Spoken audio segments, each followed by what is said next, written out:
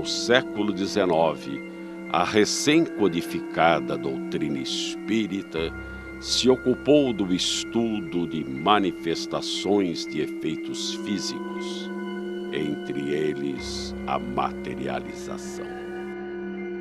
Era preciso um ou mais médiuns que doassem ectoplasma em um local com condições adequadas para o efeito se desenvolver.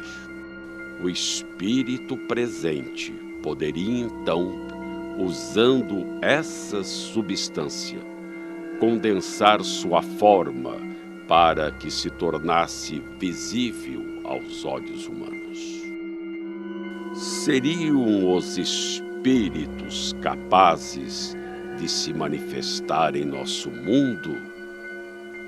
Descubra agora, ou tem medo da verdade?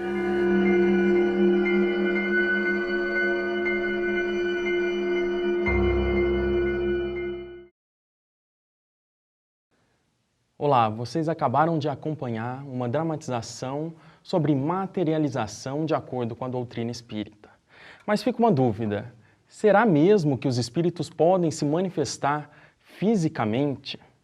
Para discutir isso, nós recebemos nos estúdios da TV Mundo Maior, Márcia Cobeiro, que é parapsicóloga e diretora do Instituto Padre Quevedo de Parapsicologia, e Norberto Gavioli, que é tecnólogo e pesquisador espírita. Norberto, então, como essas manifestações seriam possíveis? São possíveis, tanto que há relatos, e essa materialização o que é? Nada mais do que a aglutinação de partículas livres que são utilizadas por espíritos para a manifestação.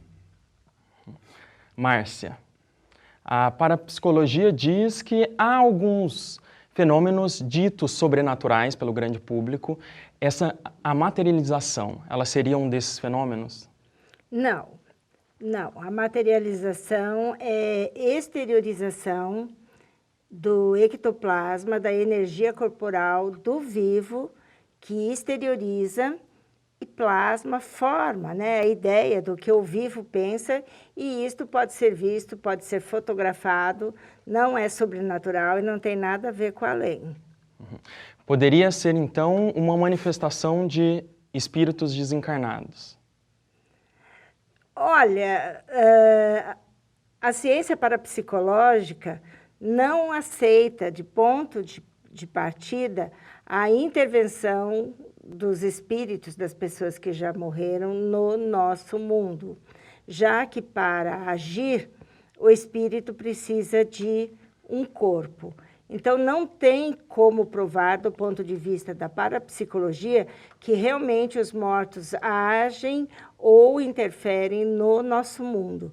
São sempre projeções do conhecimento do vivo, do que o vivo sabe sobre as pessoas que já morreram. Norberto, você divide da mesma opinião? Eu gostaria de usar as próprias palavras da Márcia, só mudando um pequenino aspecto. O corpo é o veículo de manifestação do espírito, e não ao contrário. Então, o espírito, ele precede ao corpo. O corpo, ele é criado para que o espírito possa se manifestar fisicamente.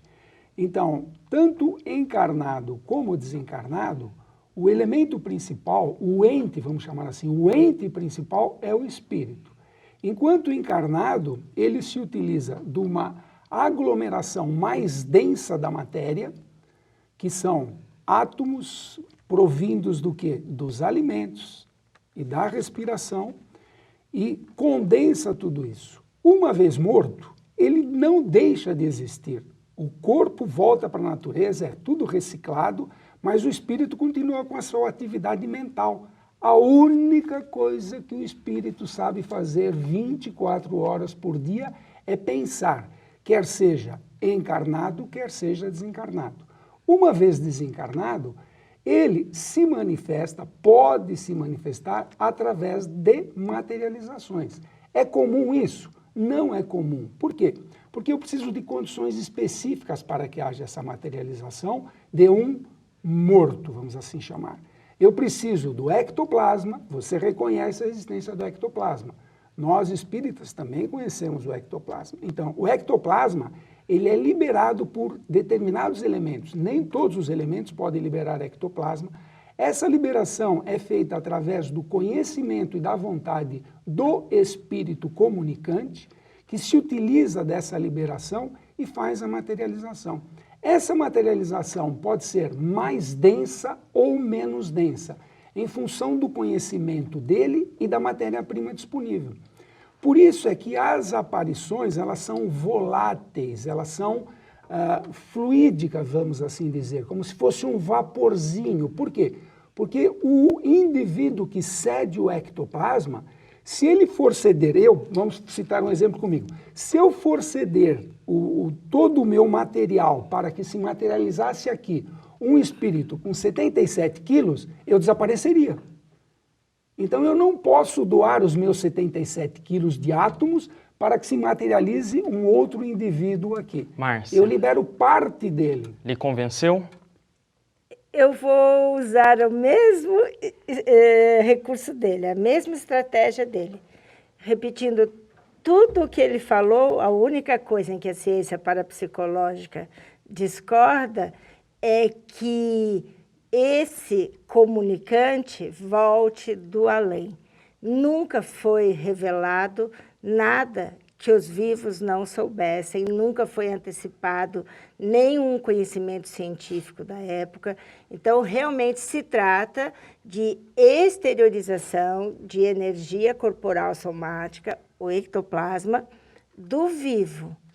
E essa moldagem vai falar aquilo que o vivo acredita, que o vivo sabe, que o vivo quer. Então, são manifestações do inconsciente do vivo.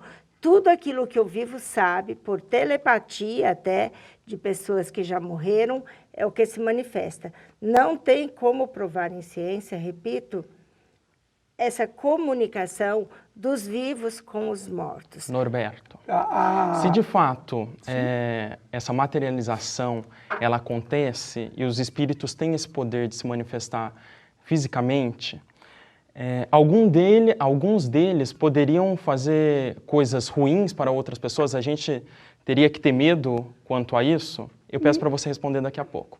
A gente já volta.